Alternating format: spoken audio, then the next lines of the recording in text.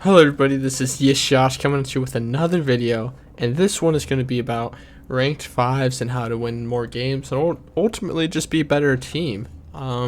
So when you're dynamic queuing and you have 5 people and you're actually trying to get good and you're trying to rank up, see how high on the ladder you guys can get.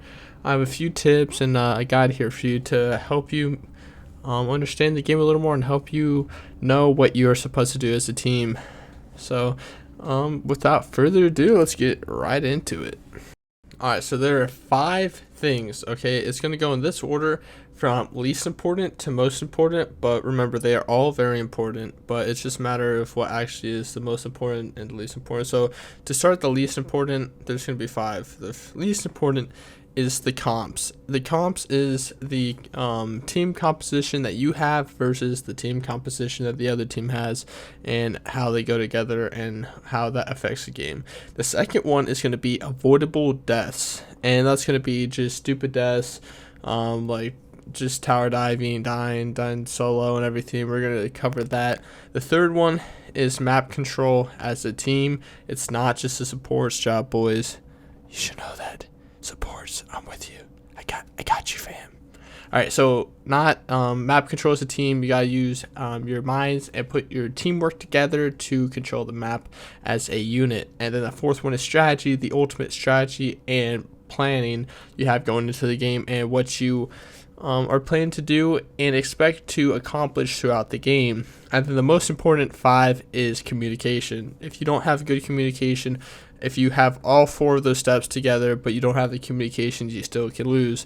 However, if you have communication but a lot of those other things go haywire, if you have proper communication, you still can possibly pull the game through. So communication is 100% most important.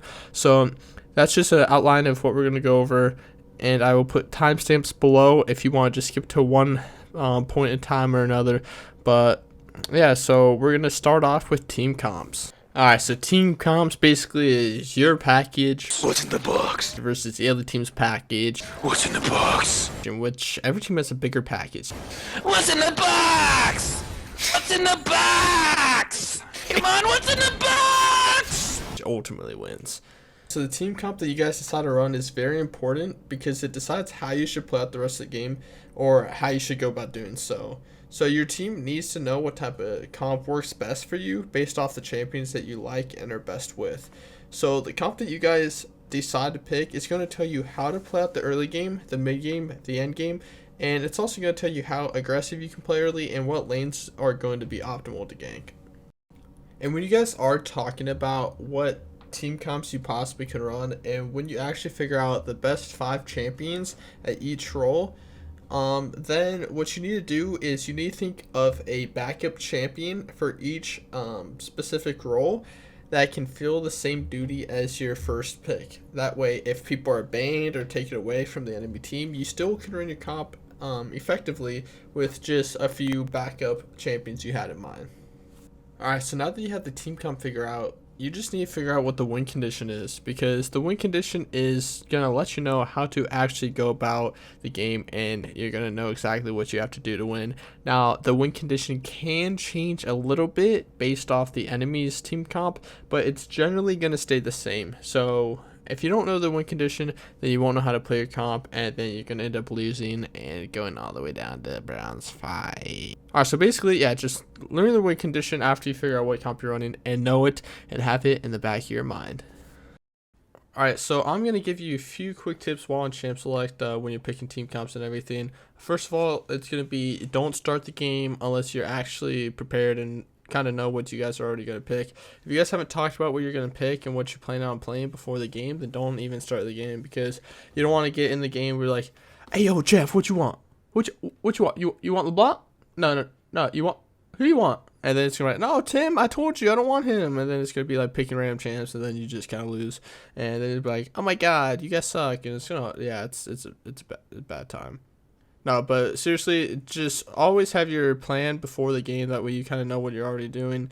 And second of all, when you get in game or champ select, make sure everyone's not on other sides like Twitter, Twitch, YouTube, Facebook, whatever someone else would be on.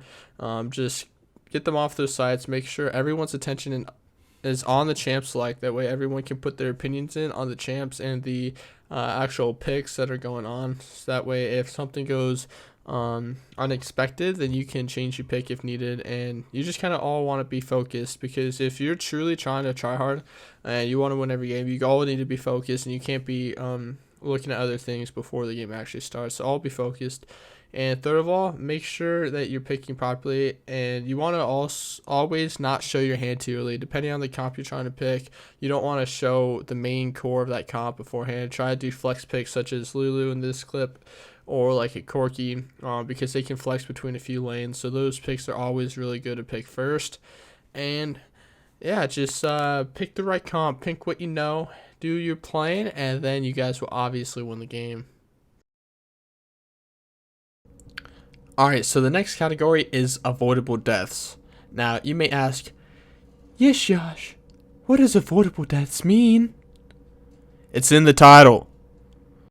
Alright, so what Avoidable Deaths is deaths that you can avoid. So the kind of deaths that fall into this category are dying 1v1 in lane, basically anytime you die 1v1 in lane when you try to outplay them, but you end up backfiring, they had Ignite, you didn't expect or something, that's an avoidable death. Anytime you die 1v1 is an avoidable death.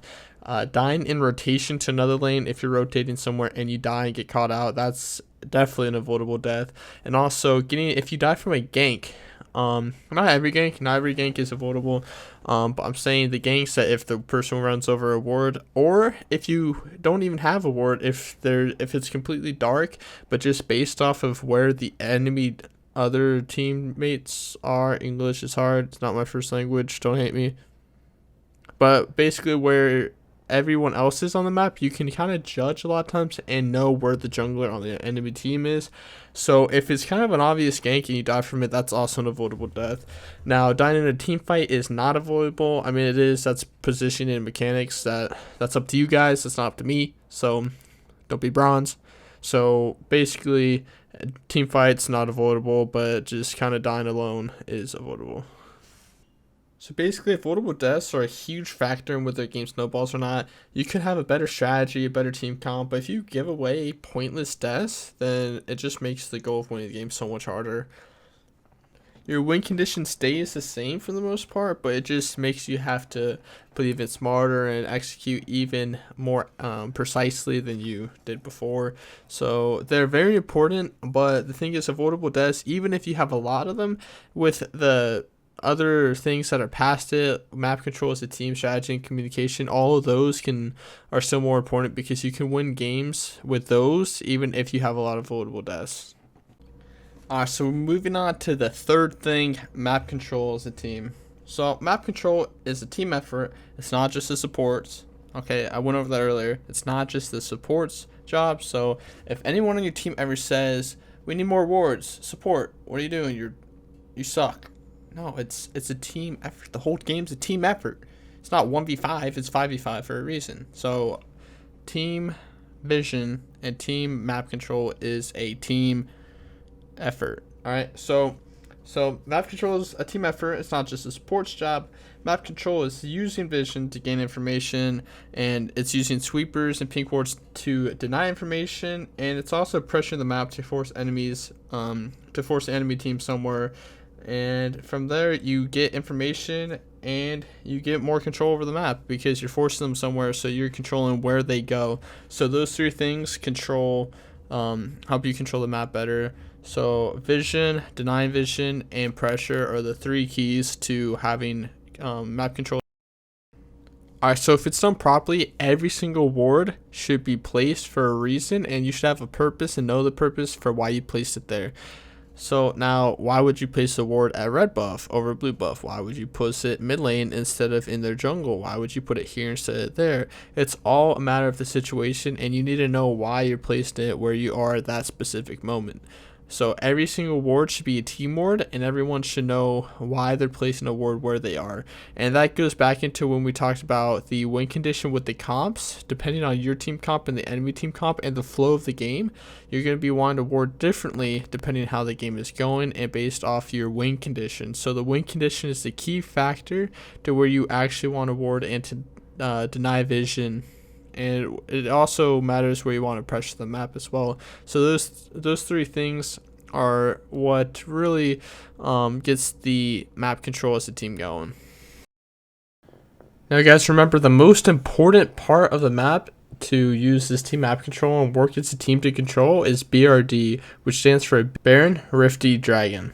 And the reason these places are the most important to control the map is because all three of these buffs from these neutral monsters, they all give you buffs to allow you to pressure the map even more. So Baron and Rift Herald, they give you buff to increase your minions' tankiness, damage, everything. So they basically can just push and you can just shove lanes down, which basically by yourself you can just cause so much map pressure on one side of the map to allow your team to do something else. And with Dragon, you start stacking them up too much, you can start shoving waves a crazy amount. You get movement speed buff, which allows you to rotate faster to pressure the map even more. And then if you get all 5, you get a huge damage buff that you can just kind of go ham and kill everything and just ultimately win the game.